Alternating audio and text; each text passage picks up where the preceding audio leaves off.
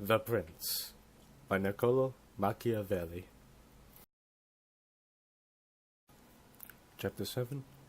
of the new princedoms acquired by the aid of others and by good fortune. They who from a private station become princes by mere good fortune do so with little trouble, but have much trouble to maintain themselves. They meet with no hindrance on their way, being carried as it were on wings to their destination, but all their difficulties overtake them when they have flight. Of this class are those on whom states are conferred either in return for money or through the favor of him who confers it, as it happened to many in the Greek cities of Ionia and the Hellespont to be made princes by Darius, that they might hold these cities for his security and glory, and as happened in the case of those emperors who, from privacy, attained the imperial dignity by corrupting the army. Such princes are wholly dependent on the favor and fortunes of those who have made them great, than which supports them could be less stable or secure, and they lack both the knowledge and the power that would enable them to maintain their position. They lack the knowledge, because unless they have great parts and force of character, it is not to be expected that, having always lived in a private station, they should have learned how to command. They lack the power, since they cannot look for support from attached and faithful troops. Moreover, states suddenly acquired, like all else that is produced and that grows up rapidly, can never have such root or hold as that the first storm which strikes them shall not overthrow them, unless, indeed, as I have said already, they who thus suddenly become princes have a capacity for learning quickly how to defend what fortune has placed in their lap, and can lay those foundations after they rise which by others are laid before. Of each of these methods of becoming a prince, namely by merit and by good fortune, I shall select an instance from times within my own recollection, and shall take the cases of Francisco Sforza and Cesare Borgia. By suitable measures and singular ability, Francesco Sforza rose from privacy to be a Duke of Milan, preserving with little trouble what it cost him infinite efforts to gain. On the other hand, Cesare Borgia, vulgarly spoke of as Duke Valentino, obtained his princedom through the favorable fortunes of his father, and with these lost it, although, so far as in him lay, he used every effort and practiced every expedient that a prudent and able man should, who desires to strike root in a state given him by the arms and fortune of another. For, as I have already said, he who does not lay his foundation at first may, if he be of great parts, succeed in laying them afterwards, though with inconvenience to the builder and risk to the building. And if we consider the various measures taken by Duke Valentino, we shall perceive how broad were the foundations he laid whereon to rest his future power. These I think are not superfluous to examine, since I know not what lessons I could teach a new prince more useful than the example of his actions. And if the measures taken by him did not profit him in the end, it was through no fault of his, but from the extraordinary and extreme malignity of fortune. In his efforts to aggrandize the Duke his son, Alexander VI had to face many difficulties, both immediate and remote. In the first place, he saw no way to make him lord of any state which was not a state of the Church, while, if he sought to take him a state belonging to the Church, he knew that the Duke of Milan and the Venetians would withhold their consent, Fazan and Rimini being already under the protection of the latter. Further, he saw that the arms of Italy, and those more especially of which he might have availed himself, were in the hands of men who had reason to fear his aggrandizement, that is, of the Orsini, the Colonnesi, and their followers. These, therefore, he could not trust. It was consequently necessary that the existing order of things should be changed, and the states of Italy thrown into confusion, in order that he might safely make himself master of some part of them. And this became easy for him when he found the Venetians, moved by other causes, were plotting to bring the French once more into Italy. This design he accordingly did not oppose, but furthered by annulling the first marriage of the French king. King Louis therefore came into Italy at the instance of the Venetians, and with the consent of Pope Alexander, and no sooner was he in Milan than the Pope got troops from him to aid him in his enterprise against Romagna, which province, moved by the reputation of the French arms, at once submitted, and thus attaining possession of Romagna, and after quelling the Colonnesi, Duke Valentino was desirous to follow up and extend his conquests. Two causes, however, held him back, namely, the doubtful fidelity of his own forces, and the waywardness of France, for he feared that the Orsini, of whose arms he had made use, may fail him, and not merely prove a hindrance to further acquisitions, but take from him what he had gained, and that the king might serve him the same turn. How little he could count on the Orsini was made plain when, after the capture of Fanza, he turned his arms against Bologna, and saw how reluctantly they took part in the enterprise. The king's mind he understood, when, after seizing on the dukedom of Urbino, he was about to attack Tuscany, from which design Louis compelled him to desist,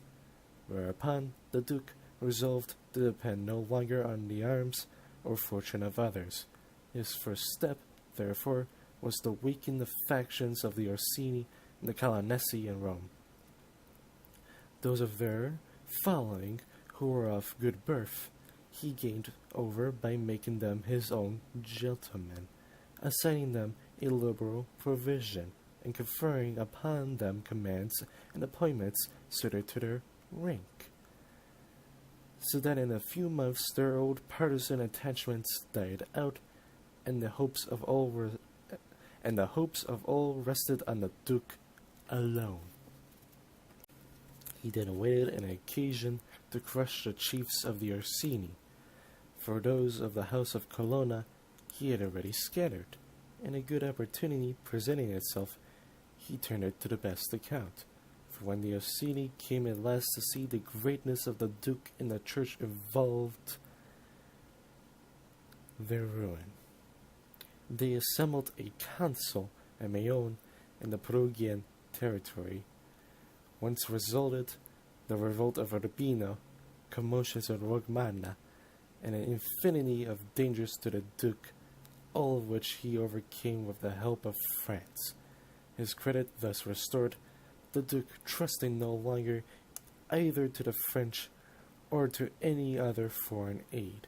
that he might not have to confront them openly, resorted to stratagem,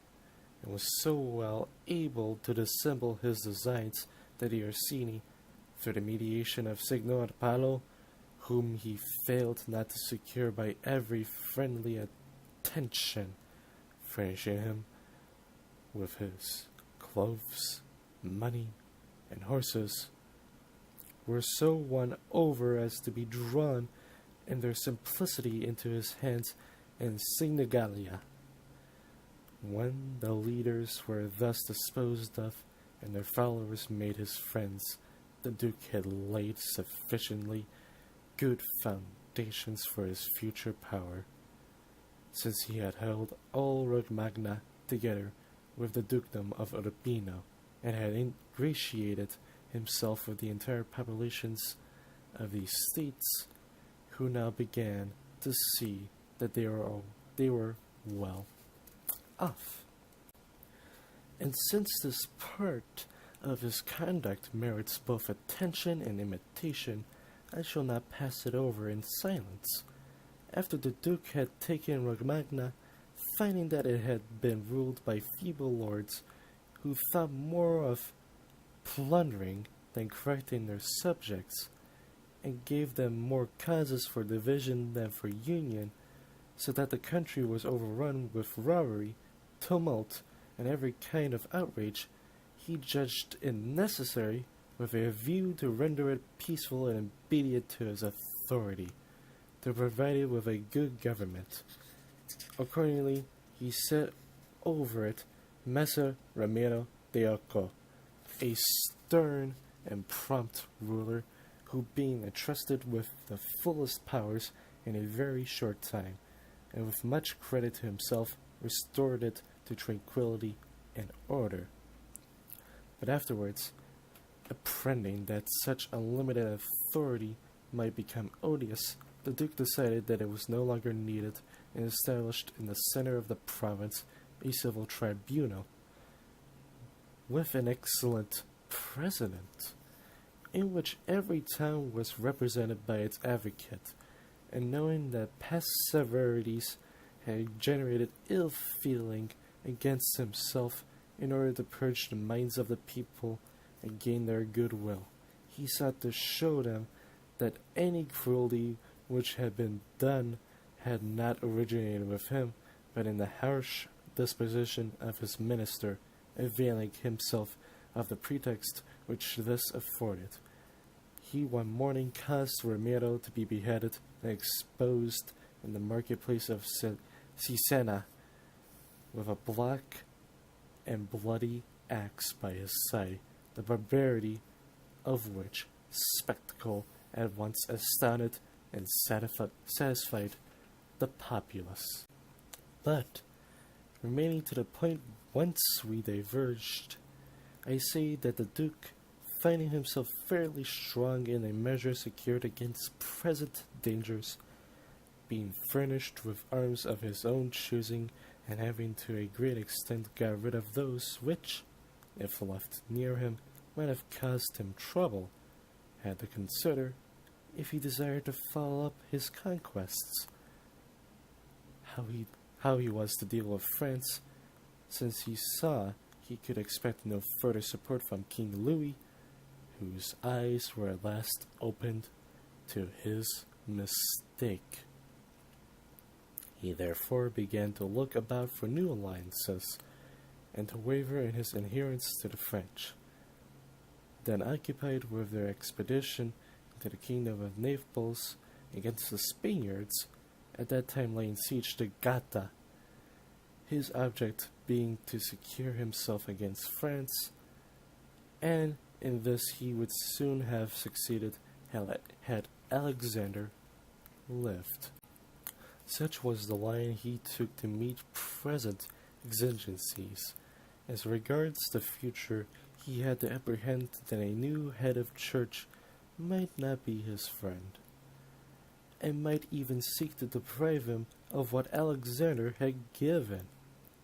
This he thought to provide against in 4 ways. First, by exterminating all those who were of kin to those lords whom he had despoiled of their possessions. that they might not become instruments in his hands of a new pope. Second, by gaining over all the Roman nobles, so as to be able, with their help, to put a bridle, as the saying is, in the Pope's mouth. Third, by bringing the College of Cardinals, so far as he could, under his control. And fourth, by establishing his authority so firmly before his father's death as to be able by himself to withstand the shock of a first onset. Of these measures, at the time when Alexander died, he had already effected 3, and had almost carried out the 4th. For of the lords whose possessions he had usurped, he had put to death all whom he could reach, and very few had escaped. He had gained over the Roman nobility, and had the majority in the College of Cardinals on his side. As to further acquisitions, his design was to make himself master of Tuscany. He was already in possession of Perugia and Piombino, and had assumed the protectorship of Pisa, on which city he was about to spring, taking no heed of France, as indeed he no longer had occasion, since the French had been deprived of the kingdom of Naples by the Spaniards, under circumstances which made it necessary for both nations to buy his friendship. Pisa taken, Lucca and Siena would soon have yielded, partly through jealousy of Florence, partly through fear, and the position of the Florentines must then have been desperate. Had he therefore succeeded in these designs, as he was succeeding in that very year in which Alexander died, he would have won such power and reputation that he might afterwards have stood alone, relying on his own strength and resources, without being beholden to the power and fortune of others. But Alexander died 5 years from the time he first unsheathed the sword, leaving his son with the state of Romagna alone consolidated, with all the rest unsettled, between 2 powerful hostile armies, and sick almost to death. And yet such were the fire and courage of the Duke. He knew so well how men must either be conciliated or crushed, and so solid were the foundations he had laid in that brief period, that had these armies not been upon his back, or had he been in sound health, he must have surmounted every difficulty. How strong his foundations were may be seen from this, that Romagna waited for him for more than a month, and that although half dead he remained in safety in Rome, where though the Baglioni, the Vitelli, and the Orsini came to attack him, they met with no success. Moreover, since he was able, if not to make whom he liked pope, at least to prevent the election of any whom he disliked. Had he been in health at the time when Alexander died, all who would have been easy for him. But he told me himself on the day on which Julius II was created, that he had foreseen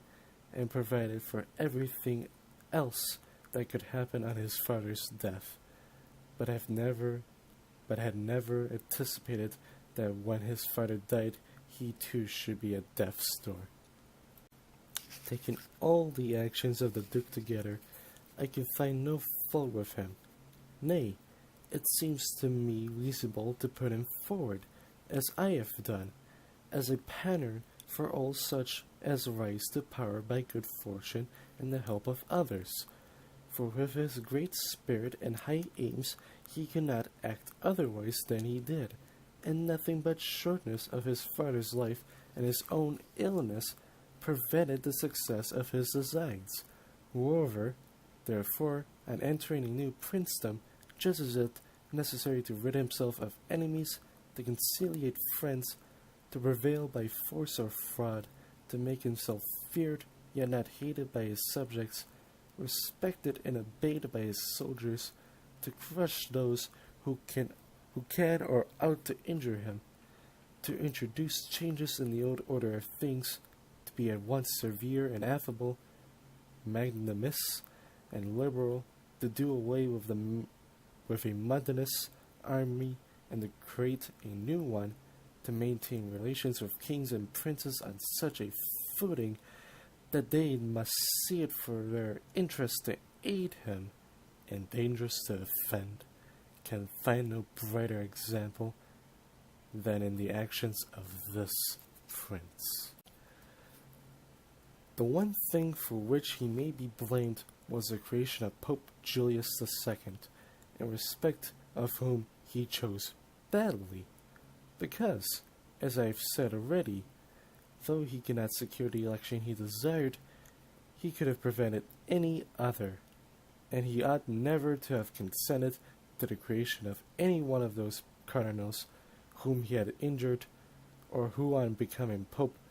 would have reason to fear him, for fear is as dangerous an enemy as resentment. Those whom he had offended were, among others, San Pietro at Vincula, Colonna, San Jorgio, and Esquiano. All the rest, except de Ambios and the Spanish cardinals, the latter from their connection and obligations, the former from the power he derived through his relations with the French court, would, on assuming the pontificate, have had reason to fear him. The Duke, therefore, ought, in the first place, to have labored for the creation of a Spanish pope, failing in which he should have agreed to the election of de Ambios, but never to that of San Pietro at Vincula. And he deceives himself who believes that with the great recent benefits cause old wrongs to be forgotten. The Duke, therefore, erred in the part he took in this election, and his error was the cause of his ultimate downfall.